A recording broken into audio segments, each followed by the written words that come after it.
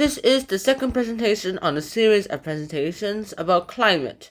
My name is Shona Han. I am in class 8D of Huitong School, and today we will be talking about types of climates, part 1. The third presentation will be the next 4 climates. We'll be talking about the tropical wet climate, the tropical wet and dry climate, the semi-arid climate, and the desert climate. This is the tropical wet climate. The tropical wet climate, as the name suggests, are usually in tropics. They're usually jungles, and they're also very wet at the time too, one of the most notable ones being the Amazon rainforest. They're hot year-long. They're like super hot year-long, mainly because the moisture in the air captures all the heat very well, as well as the fact that the average temperature is around 80 degrees Fahrenheit, which in Celsius is 26 degrees Celsius. And there's rain almost daily. In fact, in 1 year, there's 80 inches of rain per year. That's just about. It can be more, but usually less. But usually more, but there's sometimes less. They're usually in Central America as well as South America. Let me change my color. They're usually in Central America as well as South America, Africa, and parts of Asia, mainly Southeast Asia. Next, we have the tropical wet and dry climate. This also has a rainy season, also that's usually in summer. And winter is usually pretty dry as well too. And they are found alongside tropical wet climates. And they are usually in the interiors of continents, as this map shows. They're in the interior of Asia, these are in the interior of Africa, and these are in the interior of South America. The only exceptions being these areas, these areas. Speaking of which, where they are also in South and Central America, as well as parts of Asia and Africa. Compare that to this map, and you'll see that the only difference is, well, here. And then we have the semi-arid climate. This is the semi-arid climate, and there is some precipitation here, but there's not that much as well too. It's not as low as desert precipitation. It gets 16 inches of rain per year, but it is about as hot as deserts. At least it feels like it's as hot as deserts. And during the summer, it's really, really hot. During the summer, it's really, really hot. And in the winter, it's like mild to cold. There is sometimes snow there. Note that I said sometimes. There's sometimes snow there. Sometimes snow. And they are also mainly in the interior of continents as well too.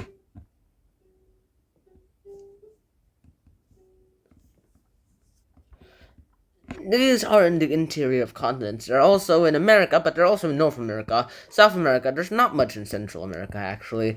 They're also in Europe, lots of Africa, Australia, and Asia. It's in every continent of the world except Antarctica.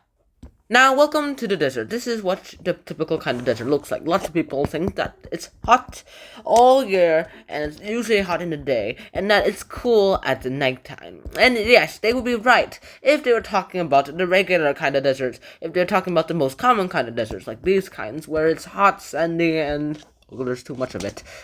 But these ice places that actually have a lot of water are also counts as a desert. You might be surprised at that, but what counts as a desert is how much rainfall it has.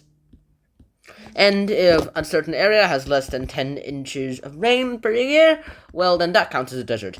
Antarctica gets less than 10 inches of rain per year. It gets all its water from melting ice glaciers, but because of the rainfall requirement, it passes that, so it's a desert.